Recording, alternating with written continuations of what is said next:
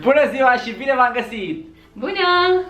Bine ați revenit pe canalul nostru. Astăzi am pregătit un videoclip foarte, foarte drăguț. Pe noi ne-a cuprins deja farmecul Crăciunului, deși este foarte devreme. Ne-am îmbrăcat de sărbătoare. Ne-am îmbrăcat de sărbătoare, Merry Christmas, și soția mea are aici un om de zăpadă. Și ne-am gândit să facem un videoclip foarte drăguț. O să deschidem un calendar advent.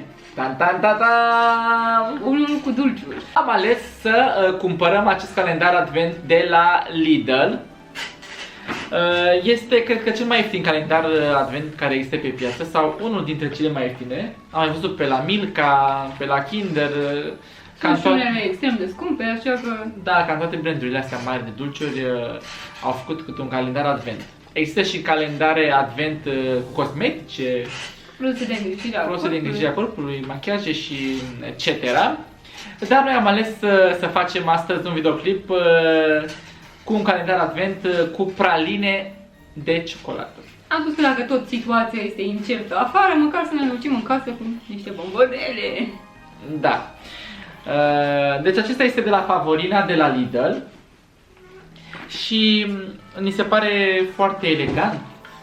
Exact, pe negru, cu da, auriu, este cu ren, cu motive de Crăciun, da, cu cadouri, clopoței, cu reni. Este pe nuanță de negru, auriu și alb.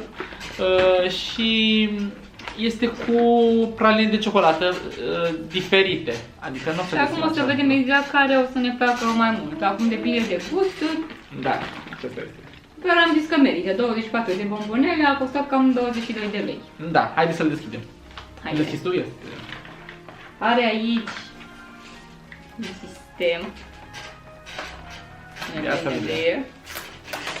Wow, se dezbracă. Se dezbracă de secrete. Pam, pam, pam, pam! Deja miroase. Aici are să fie pus în, pe perete, în cui. Da, în două, de fapt. Lângă de asta.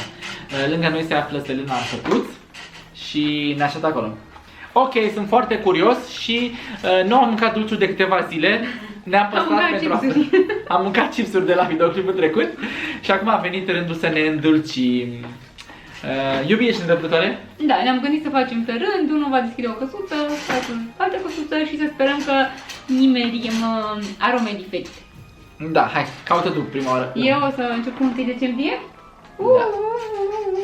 Întâi. Da, dar haideți să facem la cameră. Așa. Întâi se află jos.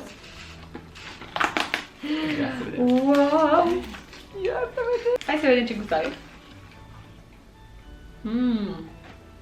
Ia să vedem. Are gust de migdală. Dar uite că aici pe spate ne spune. Trebuia să ne uităm cum arată. Dar nu trebuie să ne uităm. De ce? Nu să-i farmecul. Nu, vreau să le spunem cu ce sunt. Asta e că era, nu? Ce e? Aici pe spate avem. Cu ciocolată cu lapte. Și... Migdala, are gust de migdală. Trecem la următoarea zi, 2. Am găsit. Aici e 2-ul. Ia să vedem. Și-mi place. Wow, ce formă are! Este rotundă. E drăguță, e ca... Formă de cerc. Ia să vedem. Pe care caramel.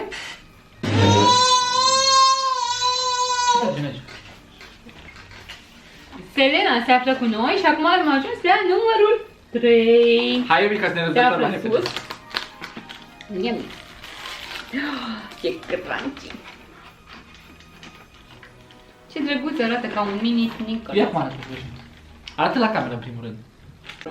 4, dacă vrea soția mea să mă ajute pentru că eu nu găsesc. 4. 4 iese, aici e 4. Ia să vedem. Wow, e cu ciocolată albă. Mi-e place mai mult E ciocolata fata soției mele. Ciocolata neagră. Hai, o să îi dau ei voie să guste ceva. Wow! Ia. Seamănă cu numărul 2. Cum este? Cu ce e? Cu ciocolată albă, cu alune. Cu ciocolată neagră, cu nuci.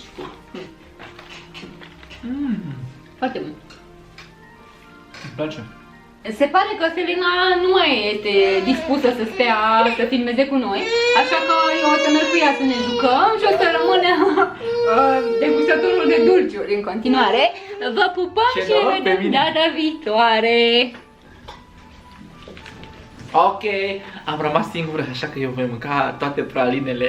De-abia aștept. Nu o să le mănânc toate pentru că sunt foarte dulci și sunt foarte multe. Ia să vedem, trecem mai departe la 14. 13, a fost 14. Bine, astea se mănâncă de fapt una pe zi în decursul lunii decembrie până la ajunul Crăciunului. Ia să vedem. Asta parcă a mai fost odată. Este cu caramel și cu lapte. Ia să vedem. Da, are o cremă foarte fină de caramel înăuntru. E foarte bună. Noi ne gândeam să mai facem și alte videoclipuri cu testare de calendar advent cu dulciuri, dar parcă prea mult dulce, nu știu. Ne apropiem de ajunul Crăciunului, deci am ajuns la 21, am fost 22, 21 este chiar aici jos, vedeți? Nu-l vedeți, nu? Ia să vedem asta cu ce este. Asta este cu ciocolată neagră și cappuccino. Wow! Asta vreau să o gust.